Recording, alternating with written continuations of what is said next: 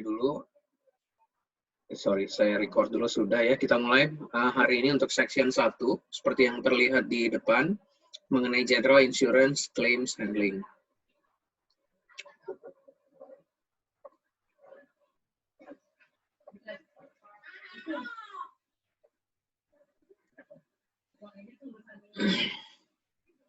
Kita bicara masalah penanganan klaim ya, claims handling. Di section 1 ini, seperti tadi kita lihat, topiknya adalah mengenai klaim asuransi umum, dasar-dasar klaim asuransi umum, ya, General Insurance Claim Basics. Pendahuluannya kita lihat dari materi kita hari ini, dibuka dengan apa itu asuransi. Sedikit mengulang lagi, definisi dari asuransi, di sini dikatakan adalah, asuransi itu adalah pengumpulan sejumlah uang, atau yang kita sebut sebagai premi, the pooling of small amounts, dalam kurung premiums, ya, pengumpulan sejumlah uang dalam jumlah kecil, per tertanggung, di mana pengumpulan ini adalah untuk membentuk satu dana yang cukup besar yang dikelola oleh perusahaan asuransi dengan tujuan apa? Dengan tujuan untuk membayarkan kerugian yang diderita oleh beberapa anggota dari pool of fund tersebut. Oke ya, itu definisi dari asuransi. Yang digarisbawahi di sini adalah bicara masalah membayar kerugian, atau topik kita yang kita bahas adalah mengenai klaim. Pembayaran klaim. Jadi dari definisi ini sendiri mengantarkan kita untuk memahami keterkaitan klaim dengan asuransi atau produk asuransi itu sendiri. Sekali lagi, asuransi adalah pengumpulan sejumlah uang atau premi untuk membentuk suatu dana yang dikelola oleh perusahaan asuransi, di mana dana ini diperoleh dari banyak orang, yaitu tertanggung, untuk apa dana ini digunakan? Untuk membayar kerugian dari anggota pool of fund tadi yang diderita mungkin hanya beberapa saja ya. For those few who incur them. Jadi hanya dari beberapa anggota mungkin dari pool of fund tersebut yang menderita kerugian akan ditanggulangi atau ditalangi bersama dengan anggota-anggota yang lain.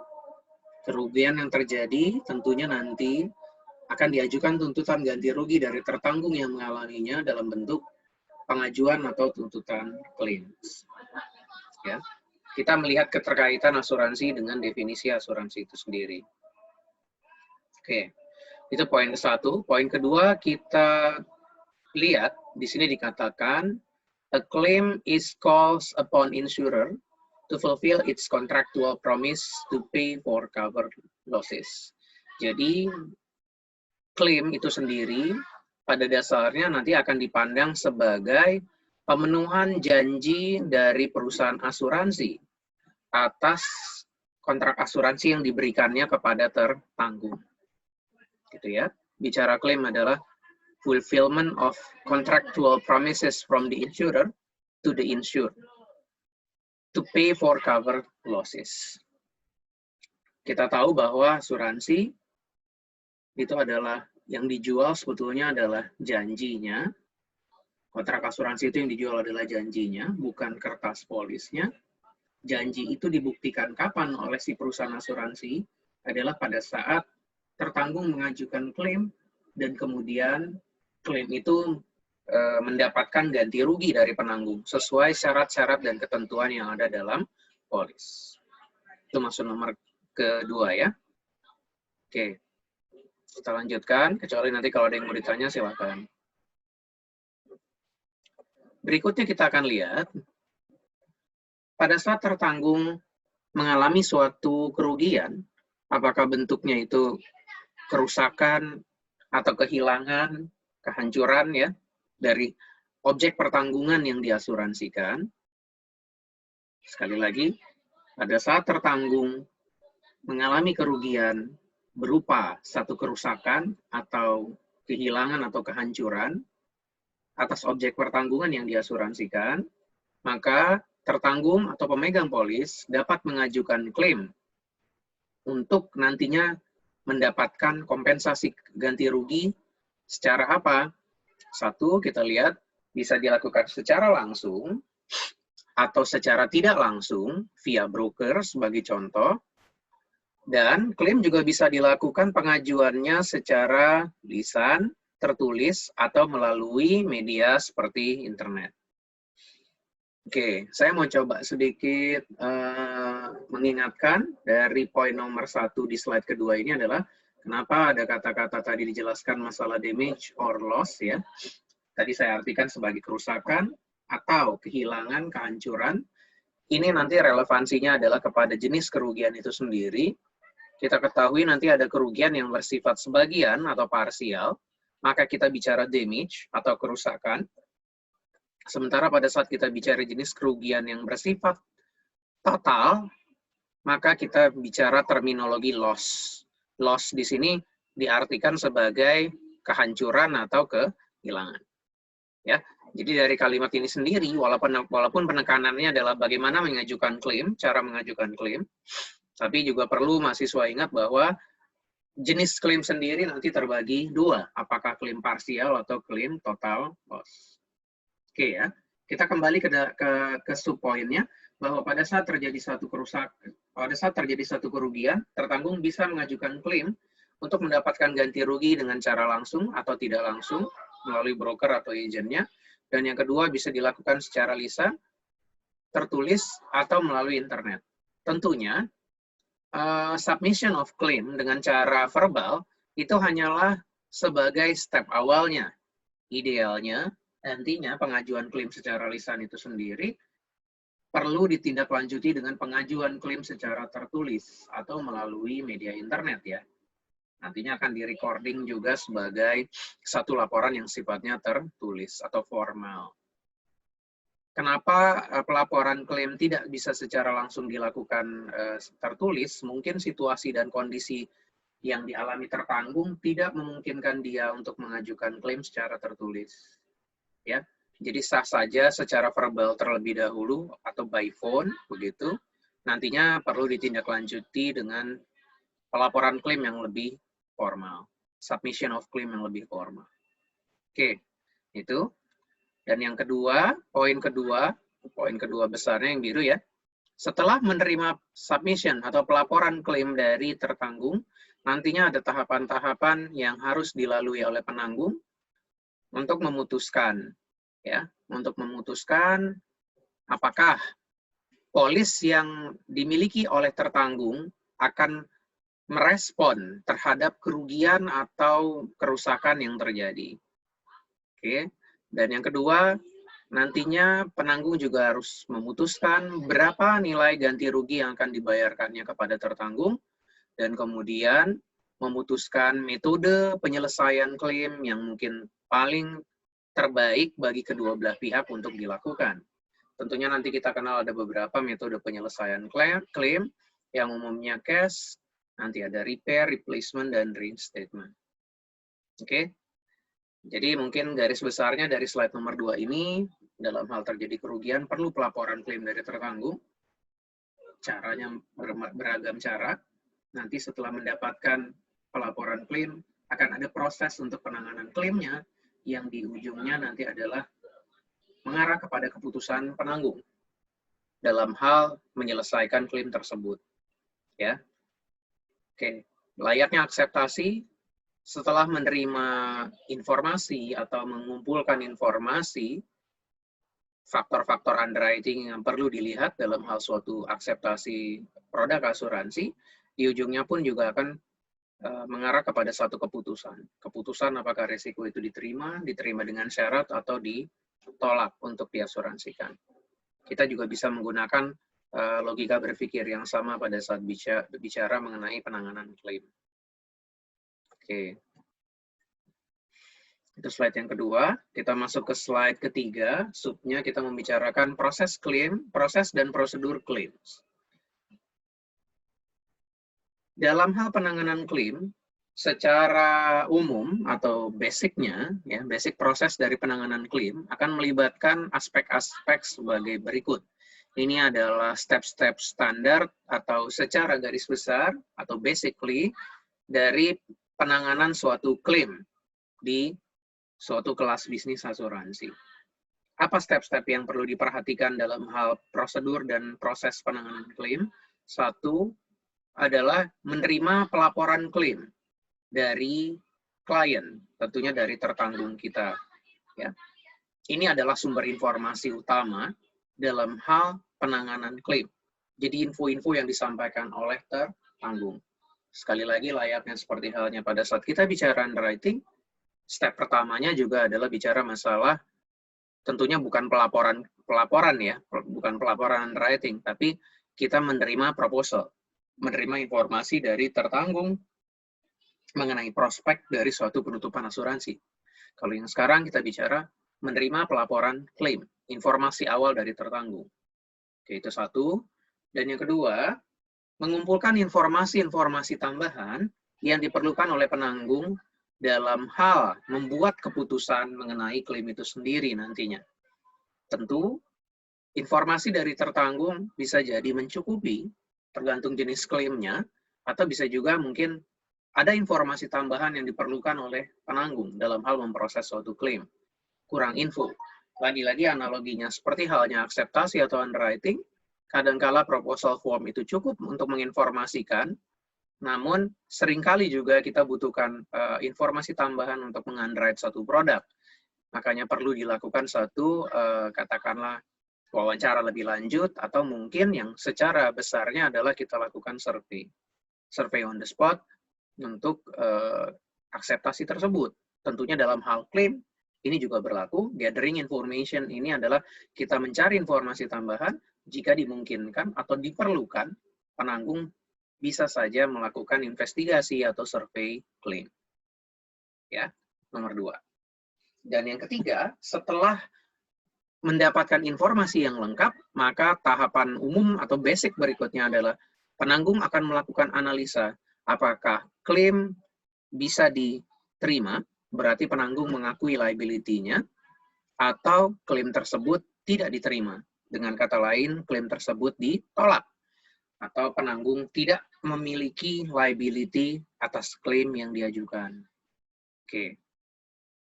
Jika kita bicara klaim tersebut diterima oleh penanggung atau menyatakan penanggung bahwa dia liable dari klaim tersebut, maka akan dibicarakan lanjutannya adalah settlement dari klaim tersebut dengan cara yang seperti apa dan finalisasinya. Pada dasarnya, sekalipun klaim itu ditolak, ya, logika berpikirnya juga akan ada settlement, maksudnya, bukan settlement, finalisasi ya. Finalisasi dalam artian apa? Pemberitahuan kepada tertanggung.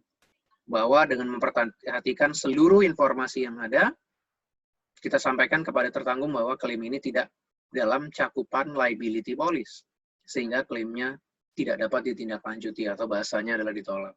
Itu pun harus diberitahukan, disampaikan kepada tertanggung. Kita bicara tahapan finalisasi di sana ya, dalam artian ya katakanlah kalau misalnya tidak ada dispute ya bisa diterima oleh tertanggung, maka klaim itu akan di-close atau close file. Oke, sampai di sini ada yang mau ditanyakan mengenai basic proses dari handling claims, melibatkan 4 langkah. Pelaporan klaim dari tertanggung, mengumpulkan informasi tambahan untuk keputusan klaim nantinya. Yang ketiga, berdasarkan info yang ada, melakukan analisa klaim, apakah klaim itu kita liable atau tidak sebagai penanggung. Dan yang terakhir adalah settlement dan finalisasi dari klaim. Oke, kalau nggak ada kita lanjutkan. Di sini langkah-langkah umum tadi dijabarkan sedikit lebih detail ya, dalam beberapa tahapan-tahapan. Cukup banyak hal-hal yang ada dalam setiap tahapan, poin yang perlu diperhatikan. Mungkin nanti rekan-rekan mahasiswa juga bisa mengobserv lebih lanjut, melihat, membacanya ya. Tapi secara umum ini contoh claims management proses atas satu kasus klaim yang terjadi. Kita bisa lihat pada dasarnya breakdown dari langkah-langkah ini akan mengacu kepada langkah yang umum yang saya jelaskan sebelumnya. Jadi di sini kita lihat di-consider event yang terjadi seperti apa, kerugiannya, kerusakannya, partial atau total loss kah, disebabkan oleh risiko apa, ya, setidaknya kita dapat laporan ya. Klaim kami ajukan klaim atas kendaraan kami yang mengalami musibah tabrakan pada tanggal sekian dan sekian seterusnya. Ya.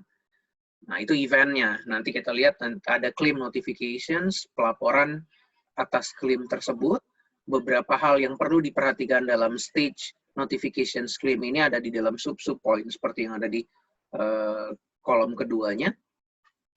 Nanti kaitan dengan customer, mungkin kita akan berikan saran mengenai prosedur-prosedur yang harus dilalui atau dilakukan untuk melakukan pelaporan klaim secara online setelah katakanlah dia melakukan verbal reporting gitu ya. Masih di dalam tahapan claim notifications ini ada beberapa lagi langkah-langkah yang bisa diperhatikan. Misalnya kita lihat di poin kedua, pemeriksaan akan kelengkapan claim form, memeriksa atau memverifikasi dokumen-dokumen klaim yang terkait, gitu ya. Verifikasi dari polis berjalan, apakah dia masih berlaku atau tidak. Poin berikutnya adalah mempertimbangkan standar pelayanan klaim yang perlu dilakukan oleh penanggung. Oke. Nah, berikutnya akan masuk ke tahapan registering claim atau membuat apa ya kita bilangnya open file claim gitu ya pertama kali dan pencatatan ke dalam sistem kita gitu ya. Pada dasarnya bisa dikonsider claim notifications dan register claim ini ada dalam satu tahapan yang sama pada saat kita bicara mendapatkan pelaporan klaim dari tertanggung. Oke. Berikutnya masuk ke dalam estimasi klaim. Ada beberapa langkah-langkah yang perlu diperhatikan di sana. Penentuan estimasi berapa settlement cost dari klaim tersebut. Mempertimbangkan juga acceptance limit dan referral process. Klaim ini ditangani sampai di tingkatan yang mana?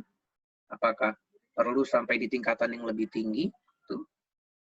Juga melihat possibility recovery, reasuransi, dan reasuransi gitu ya, serta mempersiapkan cadangan. Oke.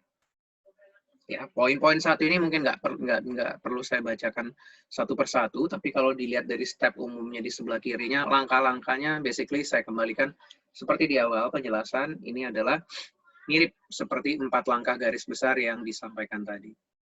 Gathering informations, analyze informations, nanti bagian dari analisa itu sendiri kita akan tentukan apakah klaim itu diterima atau ditolak, hitung penyelesaian settlement klaimnya, dan finalisasi klaim.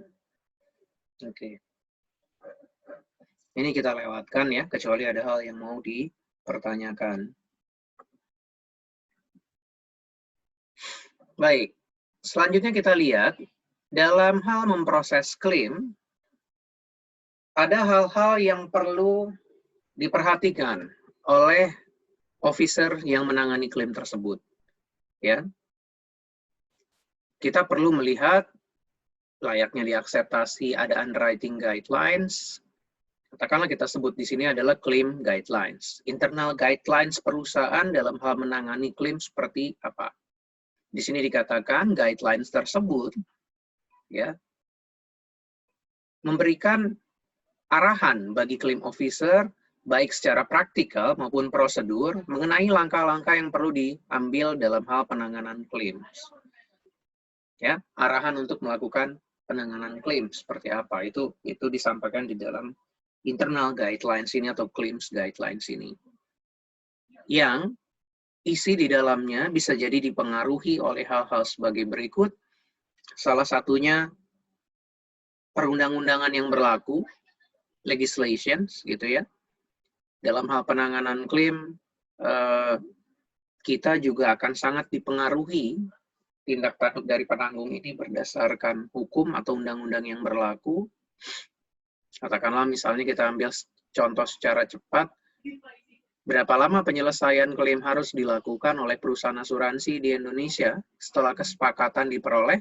Kita tahu ada undang-undang yang mengatur tersebut, undang-undang asuransi ya, bahwa settlement claims di dalam salah satu pasalnya harus dilakukan dalam waktu 30 hari setelah kesepakatan diperoleh antara penanggung dengan tertanggung. Jadi kita bisa melihat hal itu sebagai salah satu contoh bagaimana undang-undang berpengaruh dalam hal dalam hal penanganan klaim suatu perusahaan asuransi. Yang dikembalikan dalam poin ini adalah based on legislations.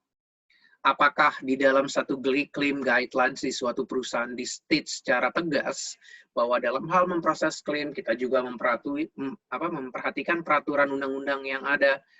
Itu mungkin di tiap perusahaan berbeda-beda ya.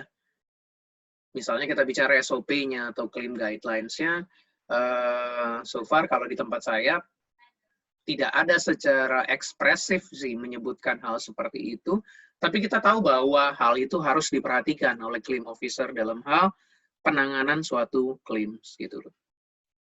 Ya. Jadi kembali lagi ke poin legislations, perundang-undangan akan mempengaruhi guidelines claim dari satu perusahaan asuransi, akan mempengaruhi prosedur-prosedur yang diambil oleh claim officer dalam hal menangani claim. Itu satu ya. Nanti begitu kita lihat slide-slide berikutnya, walaupun ini berlaku di Australia atau New Zealand, kita hanya melihatnya sebagai sarana untuk mempelajari dan melihat angle-nya adalah dari sisi bahwa, oh ternyata proses klaim itu harus memperhatikan bahkan isu-isu yang spesifik ya, mengenai klaim dikaitkan dengan legislasi atau undang-undang. Nanti akan saya ingatkan lagi pada saat kita udah masuk ke slide berikutnya, betapa peraturan, dan yang kedua di bawahnya, codes of practice, kalau ini dari industri gitu ya, aturan main dari industri. Yang pertama itu aturan main dari regulator, bisa kita bilang. Sementara codes of practice yang dikeluarkan oleh suatu asosiasi asuransi di suatu negara, begitu ya, mungkin bisa jadi mempengaruhi juga bagaimana kita melakukan prosedur penanganan klaim, itu juga akan berpengaruh ya. Aturan main dari regulator, aturan main dari asosiasi. Lalu yang ketiga baru kita lihat penanganan klaim dipengaruhi juga oleh policy dari perusahaan itu sendiri. Dan yang terakhir adalah dari best practice yang ada mungkin untuk di tiap kelas bisnis asuransi terkait penanganan claims. Tentunya misalnya tiap kelas punya keunikan tersendiri dalam hal penanganan klaimnya. Berbeda antara misalnya fire dengan hull, atau berbeda antara hull dengan liability. Ya, best practice yang ada masing-masing kelas, di kelas tersebut bisa jadi akan mempengaruhi how the officer will handle the claims. Oke, nah, jika memang 4 poin ini sangat mempengaruhi di dalam claim guidelines suatu perusahaan asuransi, dengan keberadaan guidelines ini diharapkan di poin ketiga, adanya pendekatan yang seragam kepada tertanggung dalam hal klaim itu dilayani atau ditangani oleh claim officer di perusahaan asuransi. Ya, keberadaan guideline ini memastikan satu klien dengan klien yang lainnya akan di-approach secara sama atau seragam. Ya, sesuai dengan standar yang berlaku atau guidelines yang berlaku di perusahaan tersebut. Oke, kita lanjut. Content of guidelines, isi dari satu claim guidelines biasanya memuat beberapa poin yang ada di bawah ini. Mungkin tidak kita baca satu persatu ya. Kita akan sambil lewat lihatnya. Apa saja isinya dari internal claim guidelines ini? Proses-proses yang harus dilakukan atau diaplikasikan sebelum klaim dilakukan survei ya, sebelum klaim itu file klaim itu dikirimkan untuk disurvei, termasuk juga step-step yang perlu dilakukan oleh claim officer dalam hal menginformasikan kepada tertanggung mengenai penanganan klaimnya. Oke, itu satu ya, proses awalnya gitu ya, proses awalnya sebelum analisa lebih lanjut. Yang kedua, guidelines juga mengatur mungkin bagaimana kita mencatat atau merecord pernyataan-pernyataan dari saksi mata yang melihat kasus klaim tersebut atau terjadinya kerugian tersebut. Claim guidelines juga akan mengatur limit kewenangan dari tiap officer yang ada di dalam suatu organisasi. Katakanlah nanti klaim kecil kah, klaim menengah kah, atau klaim-klaim yang sophisticated, itu kewenangannya ada di mana untuk menentukannya atau memutuskannya. Serta berapa nilai kewenangan klaim antar masing-masing officer. Dan bahkan mungkin disebutkan juga, kita bicara claims area, ini maksudnya adalah ada possibility menyinggung masalah limit kewenangan klaim di tiap cabang. Jika kita bicara satu perusahaan asuransi yang memiliki subsidiary, ya, di luar head office-nya sendiri. Oke, yang keempat, internal guidelines juga mengatur langkah-langkah yang perlu dilakukan oleh claim officer, apakah dia akan menolak atau tidak menolak klaim. Dan kalau menolak klaim juga cara-caranya seperti apa. Dalam poin nomor 4 ini, sebagai contoh misalnya perlu kita ingat, kadangkala sekalipun tujuan kita adalah menolak klaim, tentunya tata caranya atau bahasa yang digunakan juga tidak bisa hanya asal kita bilang klaim Anda ditolak, selesai. Tidak seperti itu ya. Tiap perusahaan akan mengatur bagaimana kita membahasakan cara penolakan klaim kita kepada tertanggung. Karena di situ berhubungan dengan banyak hal juga ya. Bahkan tidak tertutup kemungkinan salah-salah menyampaikan advice atau informasi mengenai penolakan klaim itu bisa berakibat kepada tuntutan kepada perusahaan asuransi itu sendiri. Kalau dirasa mungkin bahasa yang diambil mengakibatkan kondisi tidak menyenangkan bagi tertanggungnya gitu ya, atau mungkin dianggap mencemarkan nama baik tertanggung. Oke ya, membayangkannya seperti itu. Jadi langkah-langkah untuk kita mendecide liability atau menolaknya dan bagaimana membahasakannya kepada tertanggung. Klaim internal guidelines bisa jadi memuat juga proses-proses payment dari klaim itu sendiri. Berikutnya, langkah-langkah untuk mendeteksi atau menangani klaim-klaim yang sifatnya fraudulent atau dicurigai ada unsur kesengajaan di dalam kasus tersebut. Lalu yang berikutnya adalah bagaimana merecording file and type of documentations dari klaim, gitu ya. Cara recording atau administrasi kita lah ya, administrasi klaim kita. Lalu bisa saja di dalam satu klaim guidelines diatur situasi-situasi penanganan klaim yang bersifat katastrofik gitu ya. Berbeda dengan klaim-klaim yang mungkin rutin, klaim katastrofik ada prosedur tambahan, katakanlah untuk menotifikasi pihak-pihak tertentu. Misal, bukan berarti ya klaim yang biasa juga nggak ada keterkaitan reasuradur, tetapi untuk klaim yang sifatnya katastrofik, mungkin reporting kepada reasuradur juga akan diatur sedemikian rupa. Karena bicara klaim katastrof, kita bicara klaim yang jumlahnya besar nilai kerugian keuangannya. Oke. Dan yang berikutnya adalah prosedur recovery, mungkin terhadap pihak ketiga yang mungkin ada sumber-sumber recovery yang bisa diperoleh oleh penanggung atas klaim yang dibayarkannya. Kita tahu itu bisa dilakukan melalui subrogasi ya. Oke. Atau kepada pihak-pihak lainnya. Dan yang terakhir, prinsip-prinsip layanan konsumen kepada tertanggung ya, untuk membuat klaim tersebut menjadi lebih efisien penanganannya. Oke, itu beberapa poin-poin yang ada dalam internal guidelines klaim yang umumnya ada. Baik, berikutnya kita bahas sedikit mengenai recovery.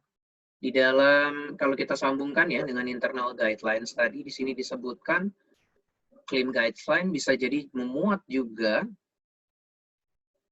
langkah-langkah yang berhubungan dengan recovery procedures. Di poin 2 dari bawah, prosedur recovery.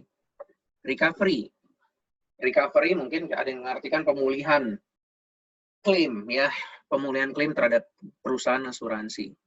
Nah, kita lihat prosedur bagi satu perusahaan asuransi untuk mendapatkan recovery dari pihak-pihak tertentu. Dari mana saja recovery itu bisa diperoleh bagi penanggung yang telah membayarkan ganti ruginya kepada tertanggung. Sumber-sumbernya di sini di state ya, atau disebutkan ada 3, melalui pelaksanaan hak subrogasi, melalui kontribusi antar polis, dan melalui pihak reasuransi.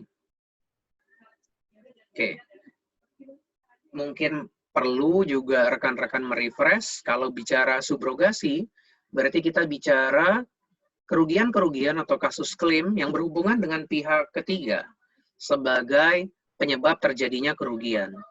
Oke, dalam hal ini yang bersalah mengakibatkan timbulnya suatu risiko atau kerugian adalah pihak ketiga, yang dirugikan adalah klien kita atau tertanggung kita. Manakala ganti rugi sudah diberikan atau liability diakui oleh penanggung, gitu ya. Nantinya kita sebagai penanggung bisa menuntut hak kita untuk mendapatkan recovery dari pihak ketiga ini. Pelaksanaan hak recovery tersebutlah yang disebut sebagai pelaksanaan hak subrogasi. Nah, sumber recovery yang kedua berasal dari pelaksanaan prinsip atau doktrin kontribusi. Tentunya ini berkaitan dengan penutupan asuransi yang sifatnya rangkap atau lebih dari satu perusahaan asuransi atas objek yang sama. Sehingga pada saat terjadi kerugian, masing-masing pihak bertanggung jawab atas kerugian yang merupakan bagiannya, maka tanggung jawab atas nilai kerugian selebihnya atau yang merupakan bagian dari perusahaan asuransi lain, itu juga menjadi tanggung jawab perusahaan asuransi tersebut, ya. Kenapa dianggap ini sebagai bagian recovery? Mungkin kalau beberapa teman-teman ingat ya, pada saat kita bicara praktek asuransi di awal-awal, di situ disebutkan bahwa awal-awalnya ya, kalau di Inggris ya, bicara kontribusi itu baru bisa dilakukan kalau salah satu penanggung sudah membayar penuh. Begitu dia bayar penuh, dia bisa meminta perusahaan asuransi lain yang menanggung bersama objek pertanggungan ini untuk turut serta menanggung kerugian. Jadi, si perusahaan asuransi yang bayar pertama itu akan seeking recovery dari perusahaan asuransi yang lain. Itu kalau kita bicara konteks praktek yang lama ya. Kalau sekarang sih, walaupun kita masih bicara heading recovery, tapi dalam artian tidak berarti kita harus membayar full terlebih dahulu. Ya, setiap perusahaan asuransi bertanggung jawab atas bagiannya atau share-nya masing-masing. Oke. Yang ketiga adalah recovery ini diperoleh dari reasuransi. Reasuransi ikut menanggung sebagian dari risiko yang diasuransikan. Tentunya pada saat setelah klaim dibayarkan kepada tertanggung adalah hak bagi si perusahaan asuransi atau cedent untuk meminta recovery atau tanggung jawab atas bagian dari risiko yang menjadi share-nya atau bebannya reasurator. Ya. Jadi, 3 hal yang merupakan sumber recovery bagi penanggung, subrogasi, kontribusi, dan reasuransi. Baik. Ini sebetulnya mengingatkan lagi hal-hal yang disebutkan di depan pada saat bicara internal guidelines, bahwa internal guidelines atau prosedur penanganan klaim di suatu perusahaan asuransi bisa jadi dipengaruhi oleh legislasi ataupun codes of practice. Jadi codes of practice yang dikeluarkan oleh suatu asosiasi asuransi. Contoh kita dalam hal ini adalah Australia, ada ICA, dan di New Zealand, ICNZ. Ya. Intinya dari asosiasi sendiri mengeluarkan satu aturan main yang perlu dipatuhi oleh perusahaan asuransi yang merupakan anggota asosiasi ini ya, dalam hal menangani klaim yang diajukan oleh tertanggung. Komitmen atau tujuannya apa dibuat codes of practice seperti ini? Ya, kita lihat di situ dikatakan agar perusahaan asuransi umum yang ada di Australia ataupun di Selandia Baru dalam contoh ini ya, akan melakukan langkah-langkah yang terbaik, standar terbaik, layanan terbaik dalam hal asuransi pada dasarnya. Jadi sebetulnya codes of practice ini bicara secara global adalah bagaimana mereka menjalankan bisnis asuransinya. Ya, tentunya salah satu aspek yang terkait adalah claims handling-nya. Ya. To promote positive relations between customer and insurer, untuk menciptakan hubungan yang baik antara si tertanggungnya dengan si penanggung. Salah satu code of practice yang ada adalah berkaitan dengan claims handling, penanganan klaim. Oke. claims handling law yang ada di Australia, sekali lagi mungkin untuk merimain rekan-rekan mahasiswa, kalian nggak usah terlalu khawatir bahwa terkait penyampaian materi ini apakah jatuhnya konteksnya sifatnya kita harus menghafalkan secara exactly kalimat-kalimat yang ada di dalam Codes of Practice atau claim handling laws yang di Australia, nggak seperti itu ya. Saya cuma mau menunjukkan main point-nya, kalau kalian bisa tangkap, adalah bagaimana sih sebetulnya proses klaim itu bisa dipengaruhi oleh apa saja.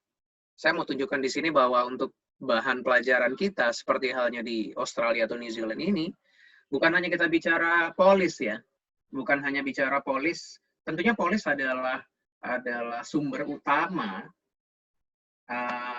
kerangka kerja dari satu claim officer. Maksudnya gini, dalam hal penanganan klaim, kita harus melihat utamanya adalah polis yang kita keluarkan kepada tertanggung. Itu kerangka kerja utamanya benar. Tapi juga ada hal-hal lain yang mungkin diperhatikan.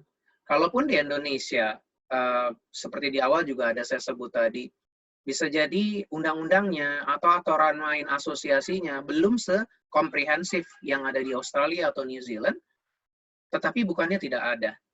Tadi saya sudah contohkan di awal ya, mengenai settlement claim dalam waktu berapa puluh hari, itu adalah satu hal yang ada di praktek kita, di Codes of Practice-nya kita ada, di undang-undang pun disebut. Sehingga itu harus diperhatikan oleh officer claim dalam hal menangani claim. Nah, yang mereka punya ini justru lebih banyak. Ada hal-hal yang sifatnya sangat spesifik mengenai teknis bagaimana penanganan klaim itu sendiri. Oke, jadi seperti itu ya, bukan menghafalkan satu persatunya.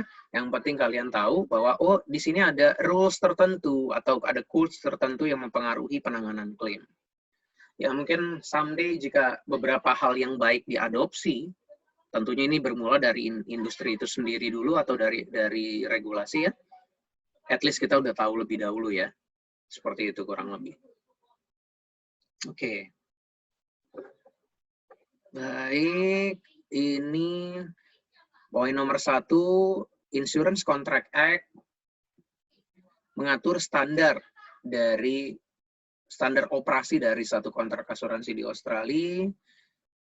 Yang kedua, menekankan kepada penanggung dan tertanggung 3 tanggung jawab utamanya terkait klaim, yaitu masalah duty of utmost good faith, masalah duty of disclosure, dan standard cover provisions. Oke, kita teruskan dulu ya. Bahwa undang-undang ini berlaku untuk asuransi umum yang dimulai dari tanggal 1 Januari 1986 sampai dengan ke atas. Ya. Undang-undang ini tidak berlaku untuk worker compensation, compulsory third party, marine insurance, and any other policies not otherwise specified by the Act as prescribed contract. Ya, prescribed contract ini maksudnya apa sih? Prescribed contract ini adalah kontrak asuransi yang sifatnya simpelnya adalah yang standardized ya. Kalau kita contohkan di kita adalah polis-polis seperti PSAKI dan PSAKB ya. Itu adalah contoh dari prescribed contract itu. Nah, jadi poin terakhir ini secara tegas mengatakan ICA mempengaruhi standar operasi dari satu perusahaan asuransi dalam hal penanganan klaim untuk produk apa saja, relatively yang sifatnya prescribed. Ada beberapa produk yang tidak tunduk dengan ketentuan ini. Seperti yang disebutkan di poin terakhir ya. Kalau mau mencoba menganalogikan, menyamakannya, tentunya kalau kita bicara misalnya ya, undang-undang asuransi kita yang terbaru, ya, ini berlaku untuk kontrak asuransi umum atau asuransi jiwa yang kita kenal. Kalau kita bicara asuransi sosial, mereka punya aturan mainnya sendiri, kurang lebih seperti itu ya.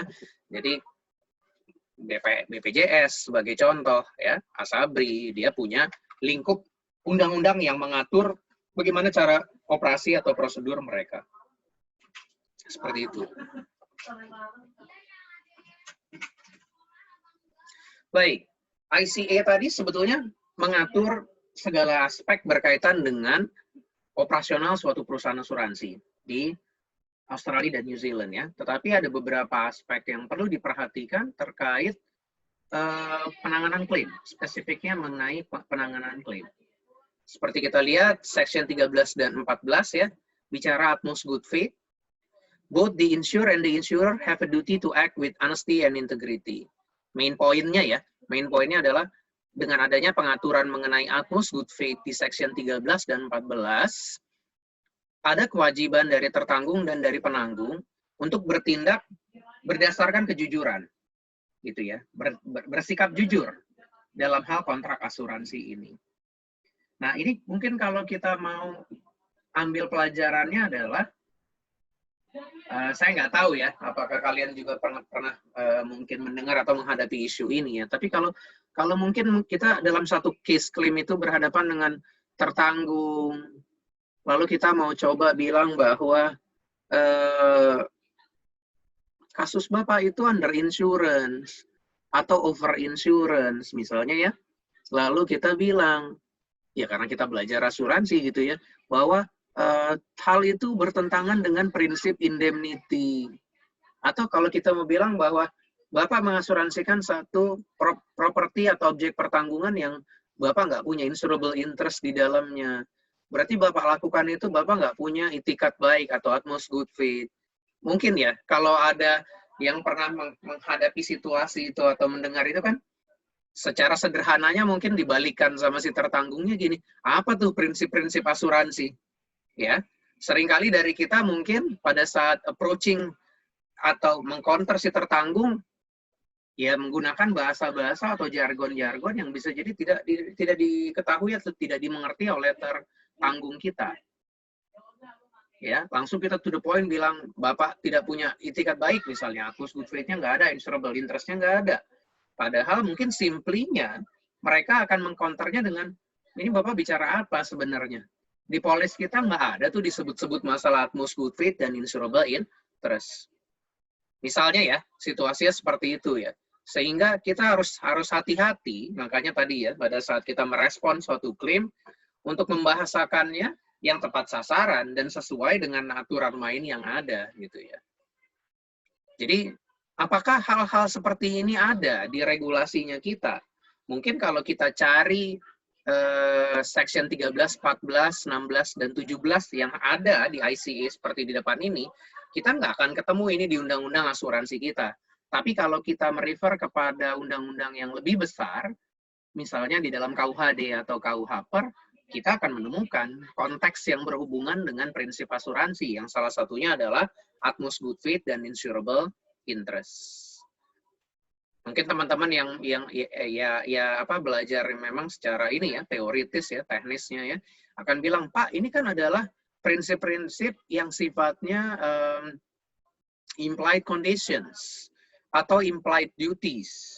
Mungkin kalau kalian ingat nih, refresh lagi pelajaran praktek asuransi atau prinsip-prinsip asuransi. Betul bahwa dua prinsip ini adalah sifatnya implied duties atau implied conditions, let's say, seperti itu ya. Dia nggak ada di polis, tapi keberadaannya ada. Keberadaannya ada di mana? Di undang-undang. Gitu. Jadi, apa ya, perlu taktis juga ya, tactical juga ya, bahwa dalam hal nanti kita menangani satu claims, kadangkala kompleks, situasi kompleksnya adalah bagaimana kita bilang bahwa hal-hal tertentu itu patut dipatuhi, tapi dia nggak kelihatan di polis. Ya, kalian harus pandai-pandai juga atau cermat melihatnya bahwa ada prinsip-prinsip ini loh, yang dia nggak ada di polis, tapi ada di undang-undang. Seperti itu maksud saya. Jadi mungkin menjawabnya adalah nggak bisa kita bilang Bapak nggak punya itikat baik. Tapi katakanlah dengan melakukan hal seperti ini, dengan menyembunyikan informasi pada saat akseptasi misalnya ya, ini tentunya hanya rekan-rekan aja. Berarti Bapak melanggar ketentuan hukum yang berhubungan dengan itikat baik, utmost good faith, seperti tercantum di dalam pasal sekian KUHD atau KUHPER. Mungkin loh ya, mengarahnya ke sana, walaupun mungkin jarang-jarang sih, karena memang ya bisa jadi kasus-kasus klaim yang ada jarang sekali berhubungan dengan aspek ini ya, dengan aspek masalah prinsip yang fundamental ini. Bukan tidak ada, tetapi ya artinya kalau udah kena aspeknya di dua prinsip fundamental ini kan berarti kan apa ya kita bisa bilang ya, case-nya luar biasa gitu loh. sangat-sangat berat istilahnya nih permasalahannya. Bagaimana membuktikan seseorang tidak punya honesty and integrity, itu satu, dan yang kedua adalah membuktikan dia tidak mempunyai insurable interest. At least poin sederhana yang mau saya ingatkan ke teman-teman, aturan main hukum adalah salah satu referensi kita dalam hal penanganan klaim. Sometimes kalian perlu menyentuh masalah aspek prinsip fundamental, ya seperti dua contoh ini, bisa merefer kepada ketentuan hukum. Tapi tentunya bukan yang di ICA ini ya. Gitu ya. Ini hanya mengingatkan aja. Kita punya dua ini ada di Kitab Undang Hukum Dagang atau KUHP. Oke, itu pembukaannya yang mengenai aturan main yang ada di ICA ini. Jadi, oke, kita lihat ya, apa yang perlu saya lebih perjelas di sini. Saya rasa saya nggak usah ngulang apa itu utmost good faith, apa itu insurable interest ya. Tetapi satu kontrak asuransi harus dipenuhi dua prinsip dasar ini, karena dua inilah yang merupakan prinsip fundamental, utmost good faith dan insurable interest. Seseorang yang tidak memiliki insurable interest, tentunya dia tidak berhak untuk mendapatkan benefit atau ganti rugi atas kerugian yang terjadi. Ya. Oke, mungkin poin nomor 2-nya dari section 16 dan 17 perlu diinformasikan juga kepada mahasiswa ya. Saat ini, tentunya dalam konteks di Australia dan New Zealand, bisa dikatakan mencukupi ya, it is now sufficient, mencukupi bagi tertanggung untuk membuktikan bahwa dia menderita kerugian keuangan atau economic loss sebagai konsekuensi dari objek pertanggungan yang diasuransikan mengalami kerugian atau kerusakan. Ini mengarah kepada apa sebetulnya? Insurable interest kita tahu tergantung dari jenis kontrak asuransinya, ya. Pembuktiannya harus ada di titik mana saja. Ada kontrak asuransi yang pembuktiannya cukup pada saat pertanggungan dilakukan, layaknya asuransi jiwa. Ada kontrak asuransi yang perlu dibuktikan pada saat si tertanggungnya mengalami kerugian. Seperti poin nomor 2 ini sebetulnya ya. Kalau sepanjang si tertanggung di Australia atau New Zealand ini bisa membuktikan bahwa dia suffer pecuniary or economic loss, jadi dia memang mengalami kerugian keuangan atas suatu risiko dari objek pertanggungan yang ada, itu cukup dibuktikan di akhirnya atau pada saat kerugian terjadi, maka bisa dikatakan dia memiliki insurable interest. Meskipun di awalnya dia tidak punya. Mirip kayak marine cargo ya. Walaupun kita tahu sebetulnya kontrak asuransi kebanyakan, pembuktian insurable interest ada pada saat penutupan dilakukan dan pada saat terjadinya kerugian. Seperti halnya kontrak-kontrak asuransi kebanyakan, layaknya asuransi kebakaran dan asuransi kendaraan. Tetapi dengan melihat aturan main yang ada di Australia di poin kedua dari section 16 dan 17 ini, kita mengetahui bahwa praktek di sana sedikit berbeda dengan kita. Kalau bisa dibuktikan pada saat terjadi kerugian memang ada kepentingan keuangan satu pihak, maka bisa dikatakan dia memiliki insurable interest. Sekalipun di awalnya dia tidak memiliki insurable interest. Itu poin perbedaannya dengan di kita ya. Oke, section ke-20, persons atau orang-orang yang mendapatkan atau berhak mendapatkan manfaat dari polis asuransi pada saat satu kerugian terjadi, bisa jadi tidak perlu ada namanya di dalam polis. Jadi aturan main hukum ICA di section 20 ini bisa dikatakan memperluas kepentingan, interest dari seseorang dari yang ada di dalam polis sebagai tertanggung. Gitu. Kalau kita mau bilang di praktek kita bahwa yang memiliki interest dan yang nantinya tentunya berhak untuk mendapatkan ganti rugi adalah para pihak yang memang secara tegas tercantum di dalam polis sebagai tertanggung, ya, atau setara dengan tertanggung. Tetapi kalau aturan main hukum di ICA, even orang tersebut tidak ada namanya sebagai tertanggung, tapi bisa dibuktikan ya bahwa dia memiliki kepentingan, ini sejalan dengan yang di atas nih tadi ya, yang poin yang saya jelaskan tadi ya, bisa saja dia juga mungkin entitled untuk mendapatkan ganti rugi. Sekali lagi, tapi perlu diingat, tidak semua jenis asuransi berlaku ketentuan ini. Ya, seperti workman compensation dan lain-lain yang disebutkan di depan. Tuh ya. Jadi, ngelihatnya gimana? Apakah exposure perusahaan asuransi di Australia relatif luas ya? Iya. Kalau kita melihat atau menganalogikan dari ketentuan hukum yang ada di Section 20 ini. Tidak berarti bahwa exposure kita hanya muncul dari nama tertanggung yang ada di dalam polis. Ada possibility di mana mungkin kita harus membayarkan ganti rugi kepada pihak-pihak yang namanya pun tidak ada di dalam polis. Oke, itu Section 20.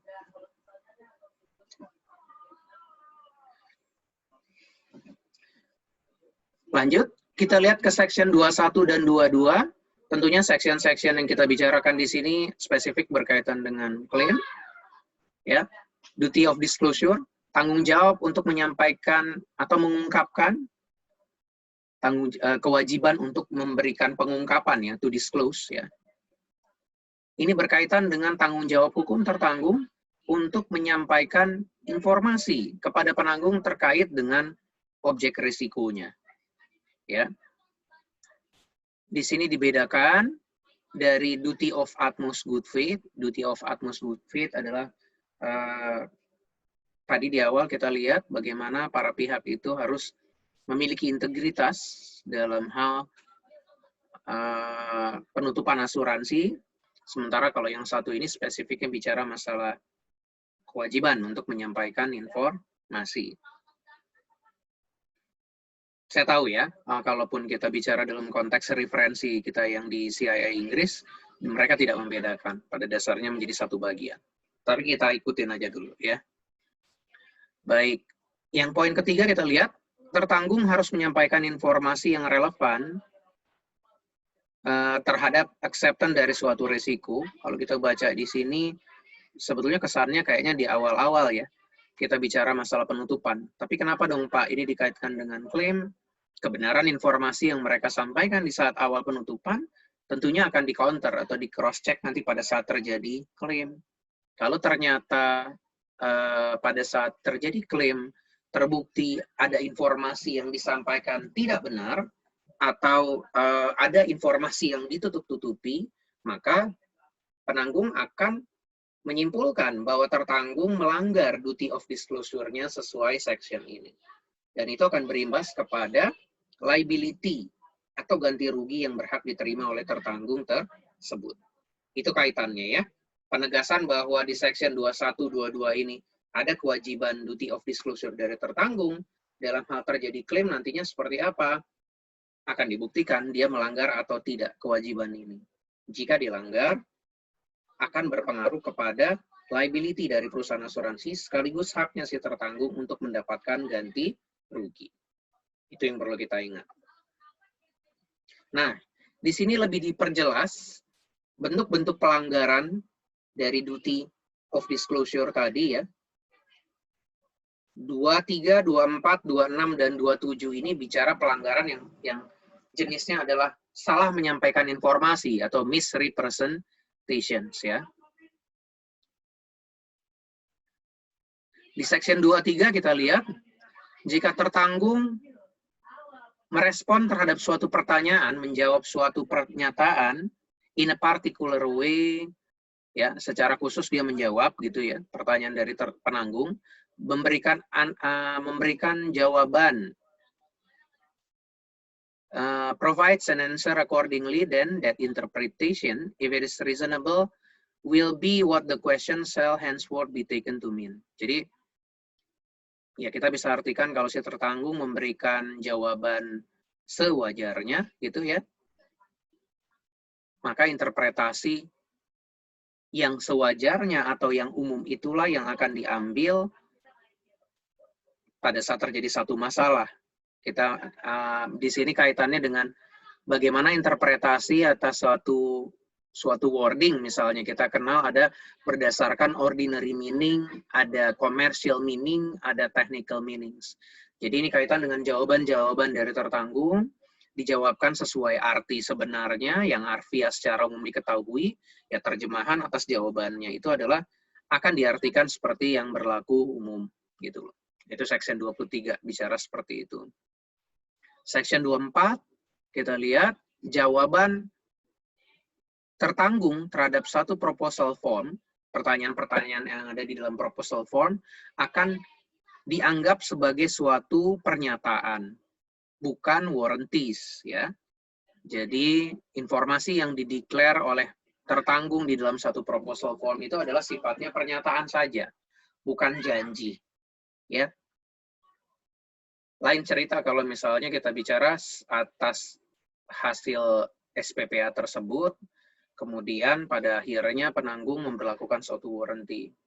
Dan itu diterima oleh tertanggung ya. Barulah itu kita sebut sebagai warranty. Jadi pernyataan-pernyataan si tertanggung dalam proposal form ini masih merupakan adalah pernyataan saja, bukan janji. Oke. Section 26 terkait dengan section 21, misrepresentation is untrue.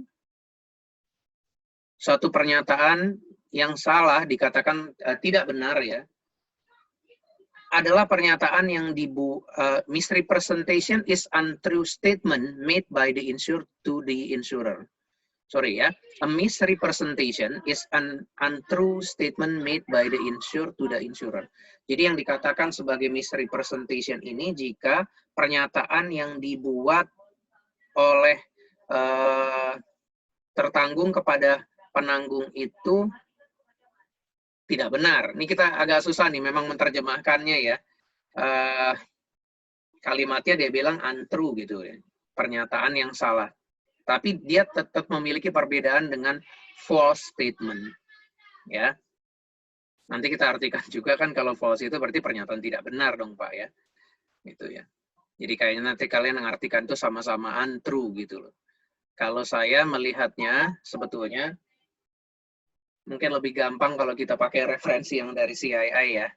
Jadi misrepresentations itu nanti pada akhirnya ada dua juga jenisnya. Ada yang sifatnya innocent, ada yang fraudulent. Oke. Yang sifatnya innocent, yang innocent itu sebetulnya tidak seberat konsekuensinya kalau kita bisa bicara yang fraudulent misrepresentations. Disengaja kalau yang fraudulent misrepresentations yang itu kita anggap sebagai false statement. Gitu ya. Pernyataan yang menyesatkan. Gitu, yang disengaja untuk disalah-salahkan. Kalau yang innocent kan dia tidak sengaja ya, tidak sadar bahwa dia membuat satu pernyataan yang sifatnya misrepresentation. Oke. Baik. Section 27. When the insured fails to answer a question. Pada saat si tertanggung gagal memberikan satu jawaban atas pernyataan yang ada di dalam proposal form, nggak bisa dia ngejawab, atau memberikan jawaban yang sangat jelas, terlihat tidak lengkap atau tidak relevan, gitu. Pernyataannya mungkin nggak nyambung gitu ya, nggak sesuai dengan apa yang ditanyakan oleh penanggung. Hal itu bukanlah misrepresentation. Tapi pembuktian atas hal ini ada di bebannya si penanggung. Ya, kita melihat section 27 ini lebih begini ya. Kenapa dia gagal memberikan jawaban? Atau kok jawabannya ngaco ya? Ngaco dalam artian nggak relevan kan gitu ya? Nggak lengkap, nggak relevan. Bisa nggak dikategorikan sebagai misrepresentation? Tidak jawabannya. Karena seseorang tidak bisa disalahkan atas dasar ketidaktahuannya untuk menjawab informasi tersebut. Atau mungkin dia salah mengerti pertanyaan yang diajukan oleh penanggung sehingga jawaban yang diberikan pun salah gitu ya, atau nggak relevan. Jadi hal ini bukan misrepresentation. Pembuktiannya ada di sisi penanggung. Oke. Nggak usah khawatir untuk sekali lagi menghafalkan hal-hal yang ada di dalam section-section ini. Saya cuma berharap mungkin kalian mendapatkan intisarinya ya, dan dikaitkan dengan proses klaim lagi-lagi seperti tadi ya. Misalnya kalau dalam konteks misrepresentations ini kita ngelihatnya kalau ada satu pernyataan yang salah, efeknya kepada posisi klaim tertanggung seperti apa. Tergantung ceritanya.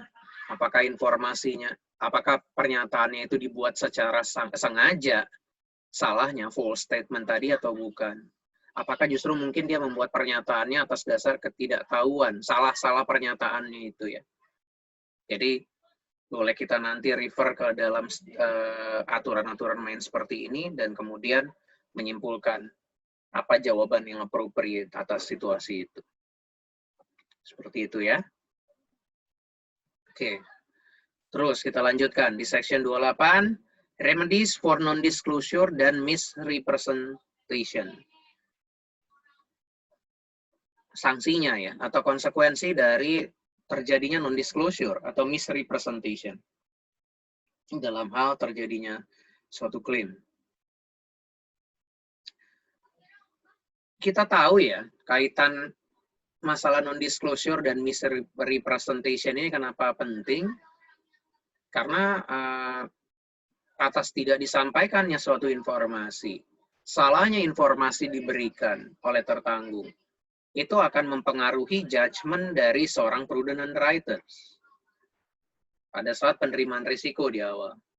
Jadi kalau dia tahu bahwa dari sejak awal, katakanlah mungkin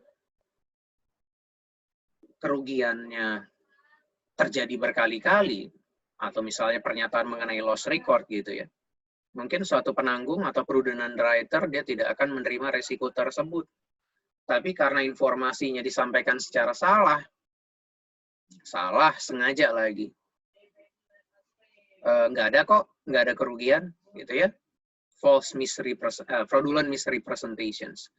Si prudent underwriter berpikir bahwa resikonya bagus, itu di awal.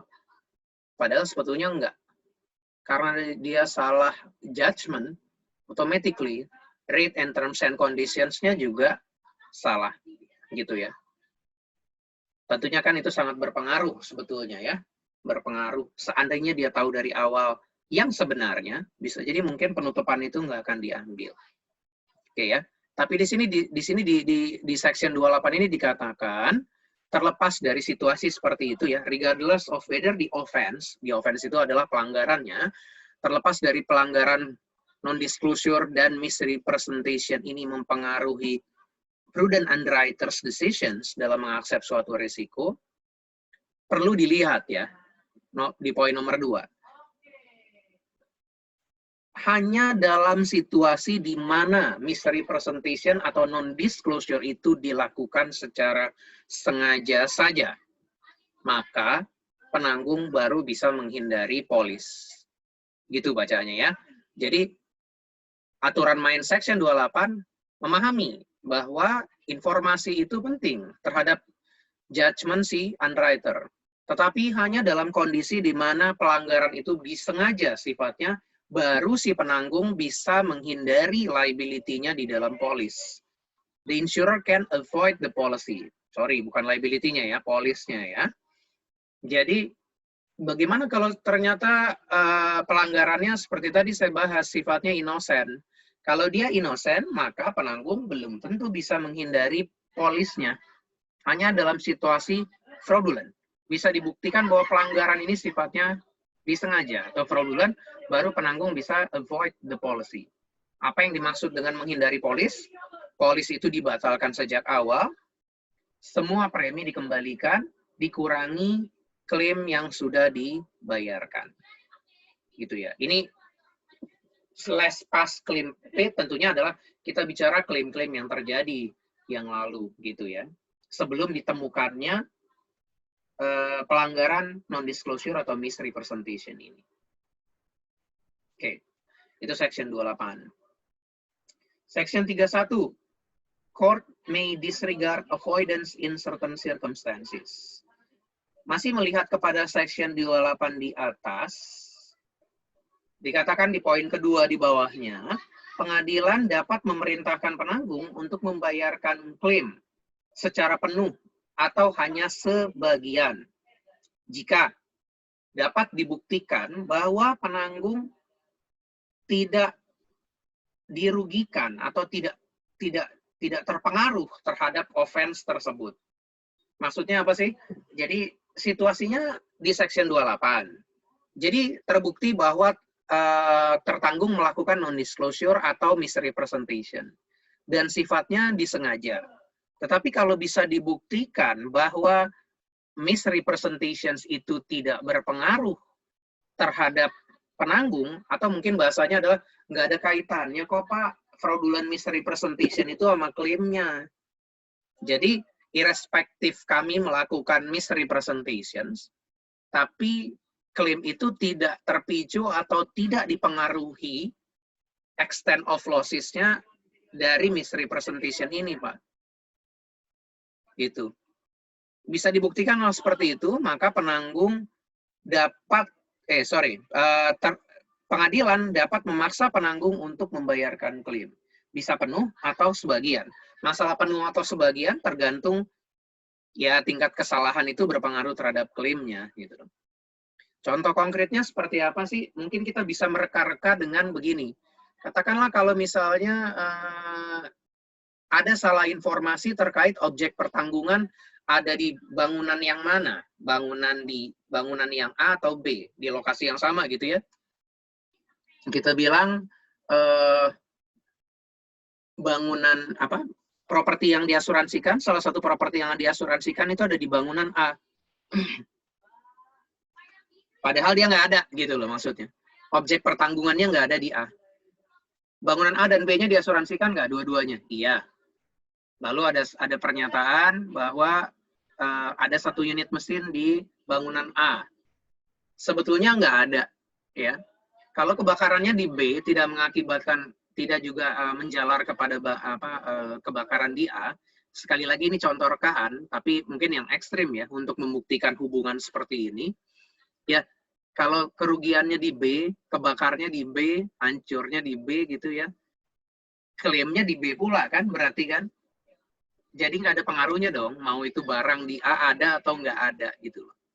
Lain cerita kalau ternyata salah satu properti yang diklaimkan ada di bangunan B. Mungkin ya mengkaitkan contoh situasi rekan seperti itu dengan dua aturan hukum ini di Section 28 dan 31. Kalau kita bicara pembuktian, oh ada fraudulent misrepresentations loh, di bangunan A itu ternyata nggak ada mesin, ya. Dia bilangnya ada gitu ya. Ya terserah mau ada atau nggak ada, tapi yang dia klaimkan kan adalah yang di B. Jadi even terjadi fraudulent misrepresentations, nggak fair dong, atau harsh. It will be harsh gitu ya, akan terlihat kasar gitu ya. Kita nolak untuk sesuatu yang nggak ada kaitannya. Bagi kalian yang mungkin mempelajari referensi-referensi buku lain ya, terkhususnya di CII, saya berharap sih nggak bingung ya. Misalnya ada mungkin referensi kayak buku di properti itu dia bilang breach of warranty efeknya kayak apa. Bahkan breach of warranty mau itu relevan atau irrelevant, harusnya tetap aja kita punya hak untuk menolak klaim gitu ya. Anyway, ya apa ya, itu masing-masing referensi gitu loh. Maksud saya seiring berjalannya waktu, perkembangan terjadi, case-case law juga berkembang gitu ya, bahwa akan jadi satu ujian terus-menerus ya, dalam artian apakah mungkin mana situasi yang benar nih, yang ada di section yang ini dibilang atau yang sebelum-sebelumnya yang di awal-awal kita kenal dari referensi buku yang lain. Tentu perlu dilihat cara pandangnya ya, tapi tidak berlebihan juga yang dipaparkan di sini. Untuk kita ambil pelajarannya adalah nggak bisa kita sembarangan nolak klaim orang gitu loh. Walaupun kita bilang dia non-disclosure, walaupun kita bilang dia misrepresentation, padahal pelanggaran-pelanggaran itu atau pelanggaran warranty sekalipun belum tentu berefek terhadap klaim yang terjadi. Ya, at least dari sisi praktek yang ada di Australia dan New Zealand, mereka punya aturan main hukum ini yang melegalkan atau bisa menerima argumen bahwa tidak serta-merta pelanggaran itu harus secara kaku atau secara mutlak berakibat kepada penolakan klaim atau mengavoid polis. Itu yang perlu dipelajari. Pak, di kita belum ada kali ketentuan yang kayak gini. Iya, bisa jadi gitu ya.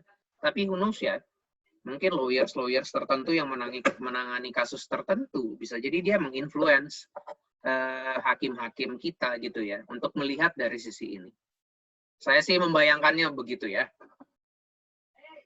Sekedar kita tahu bahwa tetap ada angle seperti ini, Section 31. Baik, kalau ada yang mau ditanyakan, silakan ditanyakan ya. Kalau enggak, kita lanjutkan. Masuk ke Section 35 dan 37. Notifications of certain provisions and unusual terms. Di sini dikatakan ya, perusahaan asuransi diwajibkan untuk menginformasikan kepada tertanggung secara tertulis sebelum polis berjalan, sebelum kontrak itu dimulai, before a contract is entered. Apa yang perlu dia beritahukan? Perlu dia beritahukan secara tertulis sekiranya cover yang dibutuhkan itu lebih sempit, lebih kecil. Yang saya bikin ini adalah maksudnya lebih sempit daripada cover standar yang ada di dalam prescribed contract. Nah, kalau kalian ingat tadi di awal saya bilang, prescribed contract ini adalah polis-polis atau cover-cover yang sifatnya standardized dari asosiasi tertentu. Analoginya adalah polis-polis seperti PSAKI dan PSAKBI sebagai contohnya. Kita tahu bahwa PSAKI, coverage standarnya adalah Flexas sebagai contoh. Fire, lighting, exclusion, aircraft, dan smoke. Kalau sampai ada situasi di mana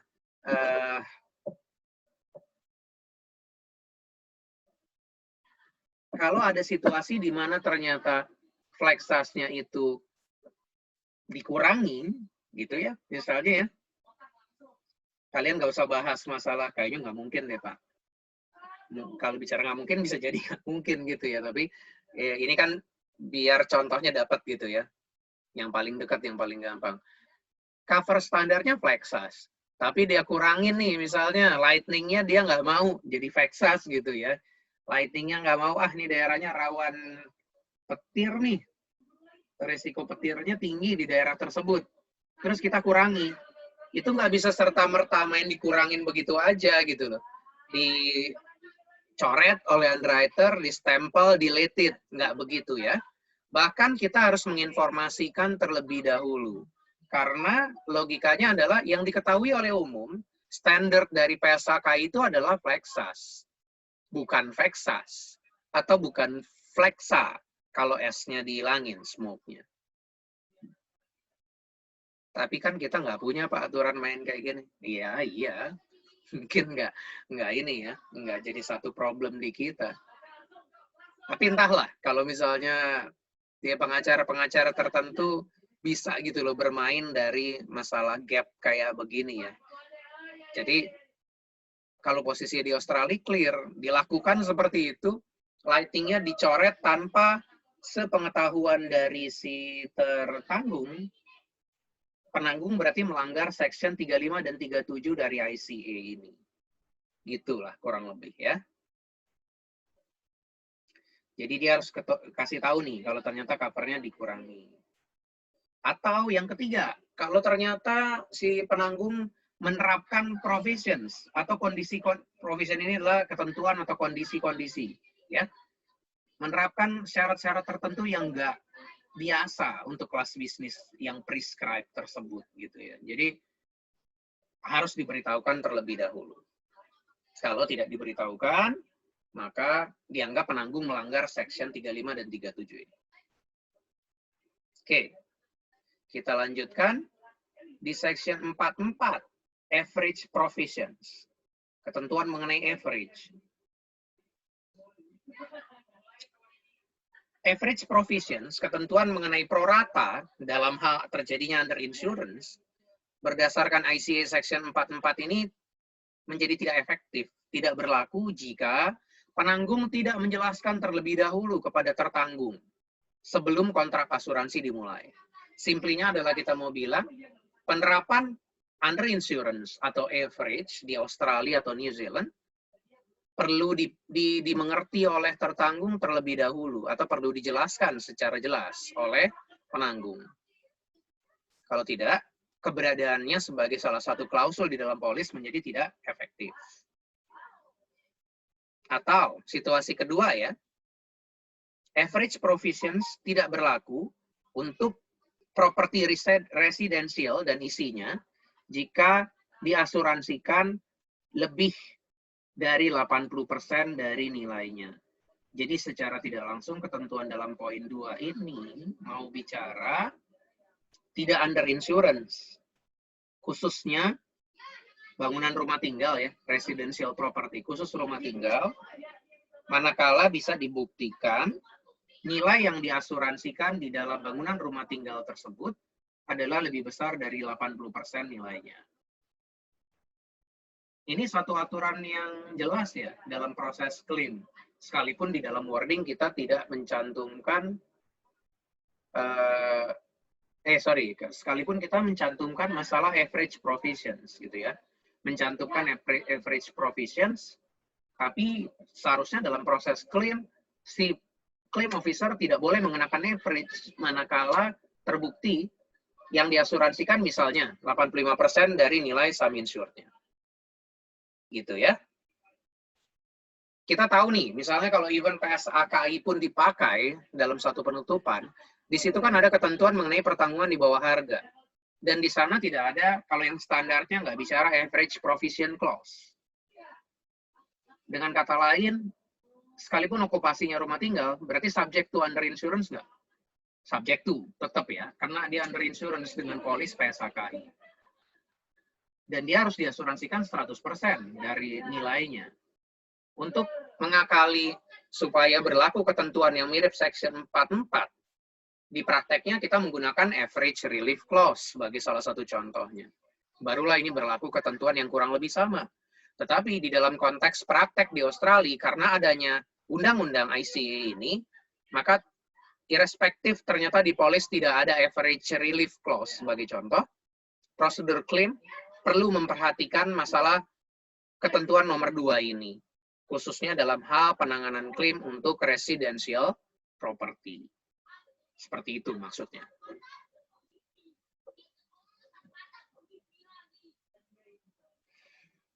Baik, kita lanjutkan ketentuan ICA di Section 45 yang berkaitan dengan klaim.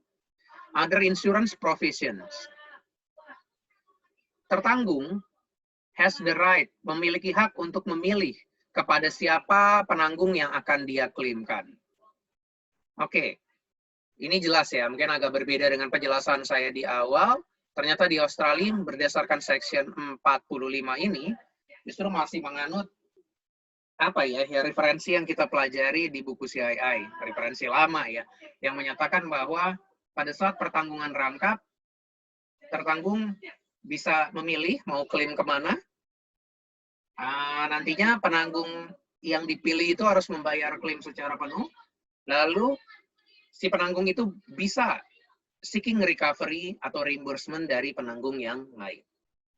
Jadi prakteknya di sana, pada saat pertanggungan rangkap, si tertanggungnya pilih kepada siapa dia mau klaimkan, penanggung itu bayar 100%, dan penanggung yang telah membayar 100% itu mencari claim recovery dari para penanggung lainnya yang turut menanggung pertanggungan tersebut.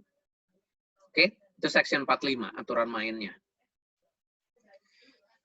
Section 46, pre-existing defect or imperfection. Jika tertanggung tidak mengetahui cacat bawaan ya, atau ketidaksempurnaan bawaan yang sudah ada sebelum polis asuransi dimulai, atau tidak bisa diharapkan mengetahui hal tersebut, maka penanggung harus membayar klaim. Wah, ternyata udah pernah mengalami kerusakan nih sebelumnya propertinya, ya dia nggak tahu, orang dia belinya kelihatannya bagus-bagus aja kok dari pemilik sebelumnya. Section 46 memungkinkan situasi ini favorable bagi tertanggung. Jadi dalam artian si penanggung tetap harus membayar klaim walaupun diketemui pre-existing defect. Cacat bawaannya ya, atau kerusakan bawaan dari awal. Section 47, Tapi terkait dengan police sickness atau disability, pre-existing conditions lah ya, masih sama nih, 47 sama 46 nih sama. Pre-existing conditions, pre-existing defect, pre-existing sickness. Ini berlaku di police PA dan illness. Efeknya sama seperti yang 46. Kalau dia memang tidak tahu bahwa dia mengidap penyakit sebelumnya. Bisa dibuktikan memang dia tidak tahu, maka si penanggung tetap harus membayarkan ganti rugi. Section 51, third party recoveries against the insurer. Ini ketentuan hukum yang terkait dengan police liability. Tertanggung tidak bisa mengajukan klaim karena si tertanggungnya meninggal dunia atau keberadaannya tidak diketahui, maka pihak ketiga yang terkait dengan tertanggung dapat meminta ganti rugi dari penanggung. Ini pada akhirnya juga relevan dengan section yang di awal pada saat kita bicara ada pihak-pihak yang mungkin memperoleh ganti rugi sekalipun dia bukan name insure. Ya, kalau di awal masih teman-teman ingat ya. Jadi ini kaitannya dengan pihak ketiga, tertanggung yang punya polis nggak bisa ngeklaim karena keberadaannya tidak diketahui. Pihak ketiga yang dirugikan oleh tindakan tertanggung sebelum mungkin dia meninggal dunia, itu bisa melakukan recovery kepada perusahaan asuransi, di mana si tertanggung yang meninggal itu mengasuransikan. Dasarnya adalah ketentuan hukum ICA Section 51. Oke. Section 54, insurer may not refuse to pay claims in certain circumstances. Kita lihat ya ketentuannya. Ini berpengaruh terhadap polis-polis di mana penanggung menolak untuk membayarkan klaim atau sebagian dari klaim karena tertanggung sudah melakukan tindakan has committed an act or omission after the inception of the policy. Section 54 ya. Ini mempengaruhi atau berpengaruh terhadap polis-polis di mana si penanggung bisa saja menolak untuk membayarkan klaim atau sebagian dari klaim karena si tertanggung atau pihak-pihak yang mewakilinya, someone else who is able to claim, telah melakukan act or omission, telah melakukan kealpaan setelah periode asuransi dimulai.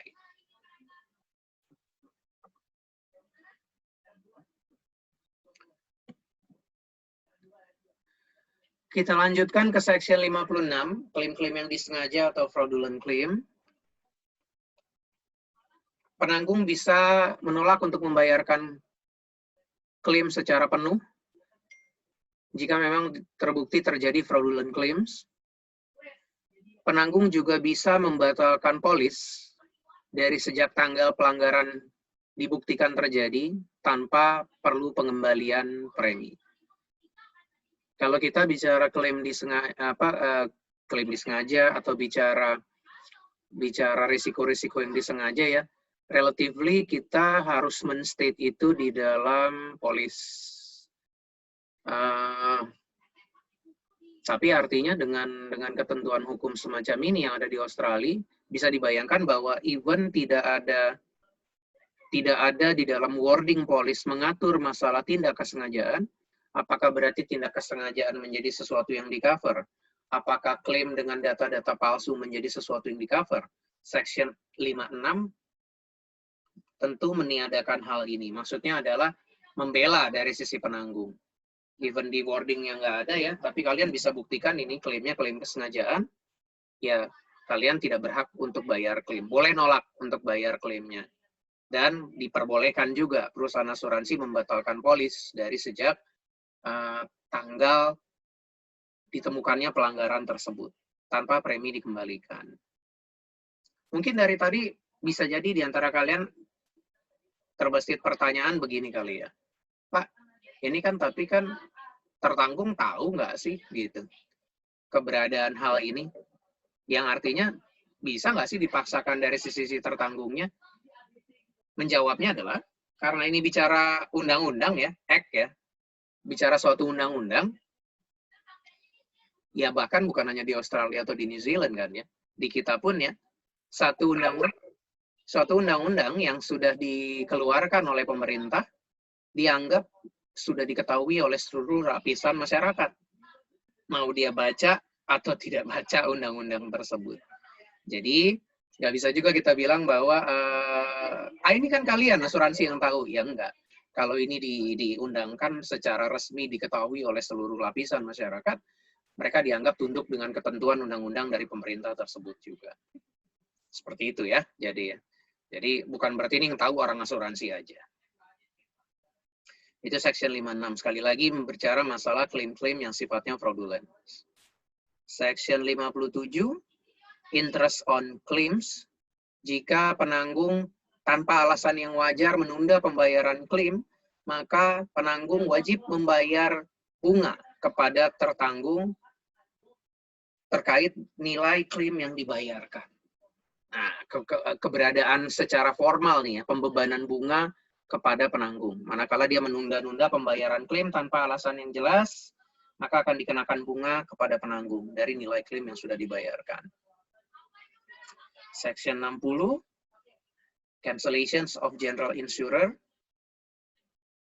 Perusahaan asuransi bisa membatalkan polis jika dapat dibuktikan tertanggung tidak comply ya, tidak patuh terhadap duty of utmost good faith, duty of disclosure, dan tidak comply terhadap ketentuan-ketentuan yang ada di dalam kontraknya atau polis asuransinya. Polis bisa dibatalkan. Ya.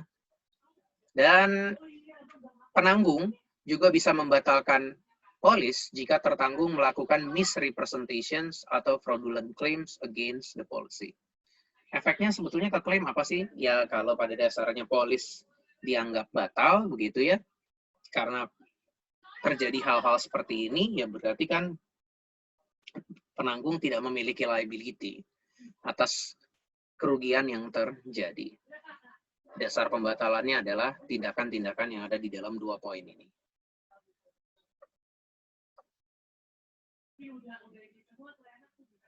Oke, kita teruskan. Subrogation to rights against family. Unless permitted, kecuali diizinkan oleh si tertanggungnya tentunya ya. Penanggung tidak diperkenankan untuk mengejar subrogasi terhadap anggota keluarga atau teman dari tertanggung. Makanya bahasa di depannya unless permitted, kecuali memang diizinkan oleh si tertanggungnya, sekalipun kerugian diakibatkan oleh anggota keluarga atau teman dari tertanggung, gitu ya, maka si penanggung dilarang untuk mengejar subrogasi. Kita coba analogikan dengan prakteknya di kita, mungkin situasi seperti ini masih bisa di-handle pada saat polis itu ada klausula subrogation waiver clause. Manakala klausula itu nggak ada, basically subrogasi bisa dikejar kepada siapapun, pihak yang bersalah mengakibatkan kerugian terjadi.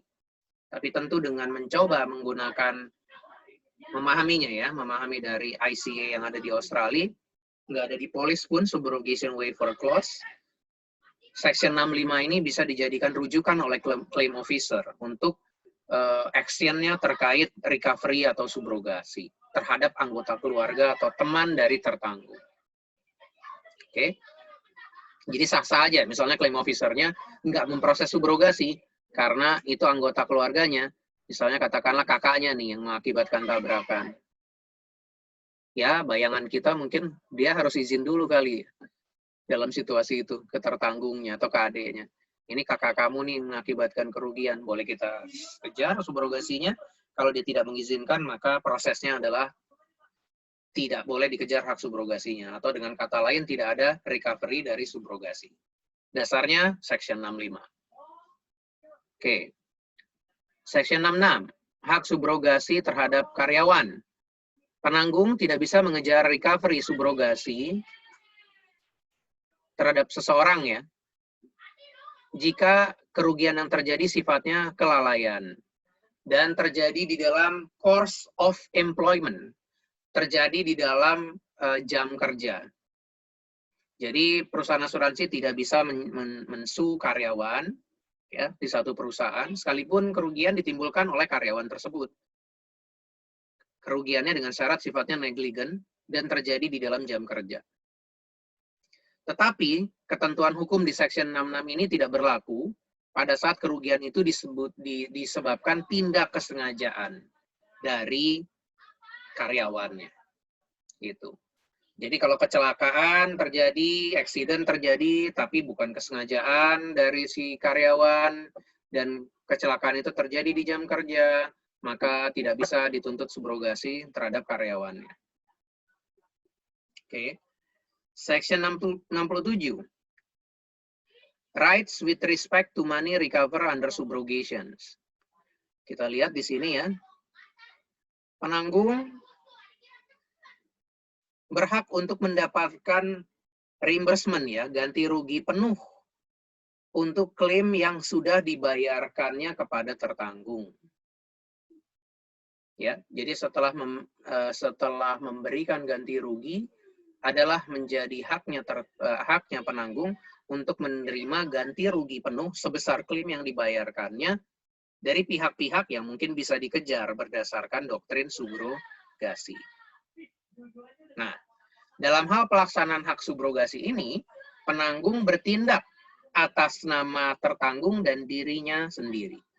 Dan mesti menuntut kepada pihak yang bersalah nilai ganti rugi penuh. Maksudnya adalah, tuntutannya nggak bisa dibuat secara parsial, hanya untuk kepentingannya saja. Pada saat melakukan pengejaran subrogasi kepada third party, pihak ketiga yang bersalah, dia bertindak atas nama dirinya dan tertanggung. Jadi kalau misalnya katakanlah sederhananya kita bicara klaimnya 1.000, tapi karena ada deductible 100, ganti ruginya hanya 900, maksud dari Section 67 dalam situasi itu adalah berarti si penanggung mencoba mengcollecting recovery dari pihak ketiga sebesar berapa? Apakah 900 atau 100 atau 1.000? Jawabannya adalah 1.000. Subrogasi yang dikejarnya adalah 1.000. Walaupun nanti haknya dia hanya 900. Gitu ya.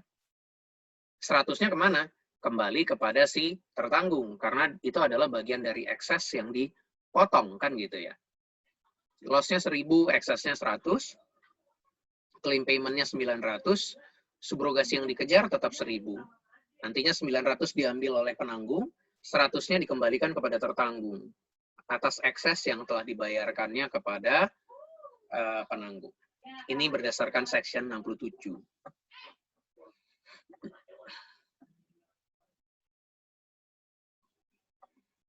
Oke.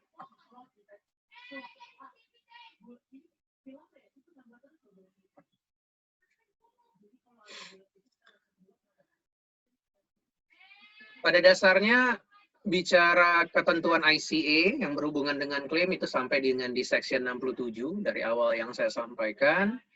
Berikutnya ada undang-undang lain yang bisa jadi mempengaruhi penanganan klaim berkaitan dengan Privacy Act ya.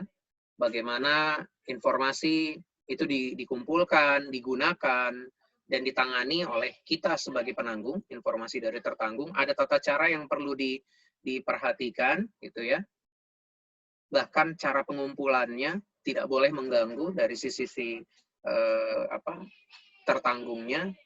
Anggaplah pengumpulannya dengan cara yang wajar, penggunaannya juga untuk kepentingan klaim itu sendiri atau asuransi, tidak boleh untuk hal-hal di luar itu. Dan kita juga harus menjaga keamanan data si tertanggung tersebut. Pada saat sudah tidak digunakan lagi, informasi itu harus dihancurkan ya. Jadi ini hal-hal simplinya adalah berkaitan dengan pengelolaan informasi atau data-data dari tertanggung kita yang harus digunakan secara appropriate ya. Harus dijaga kerahasiaannya. Satu hal yang mungkin secara undang-undang spesifik ya di kita mungkin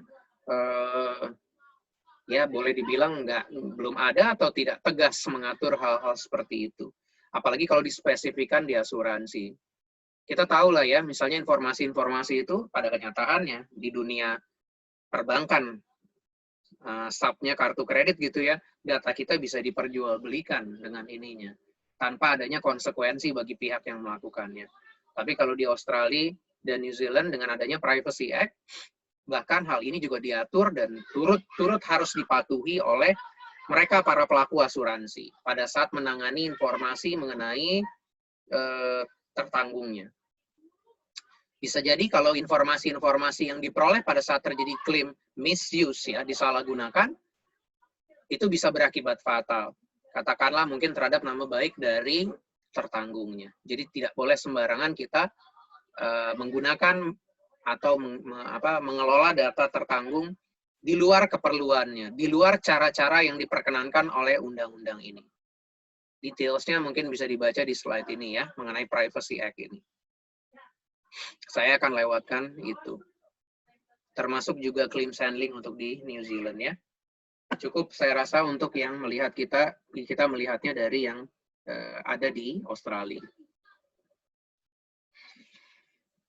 Baik, saya pecah dua dulu di sini. Seperti saya bilang di awal, kita hentikan sesi pertama kita ini hari ini ya, sampai dengan tadi ya, halaman 23. Jadi besok kita akan mulai di halaman ke-24 sampai dengan selesai bicara masalah kondisi-kondisi polis yang umumnya mempengaruhi klaim. Oke.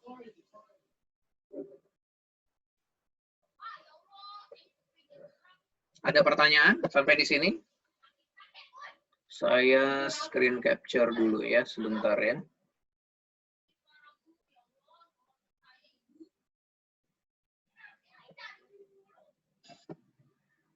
Screen.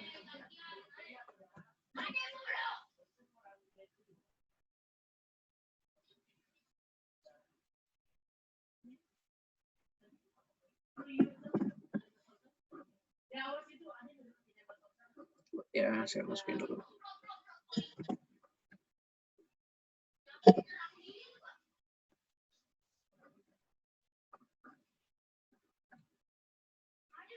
Baik, sudah masuk ya? Print screen-nya juga ya? Oke.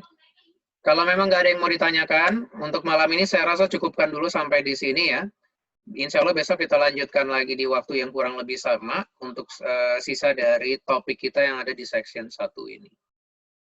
Oke. Saya akhiri dulu itu, teman-teman mahasiswa sekalian. Mohon maaf kalau ada perkataan saya yang salah. Saya akhiri ya sampai di sini. Assalamualaikum warahmatullahi wabarakatuh. Waalaikumsalam warahmatullahi wabarakatuh. Waalaikumsalam warahmatullahi Makasih, Pak. wabarakatuh. Makasih, Pak. Nanti rekamannya saya ini di grup ya. Link ya. Baik, Pak. Oke, Pak. Siap, Pak.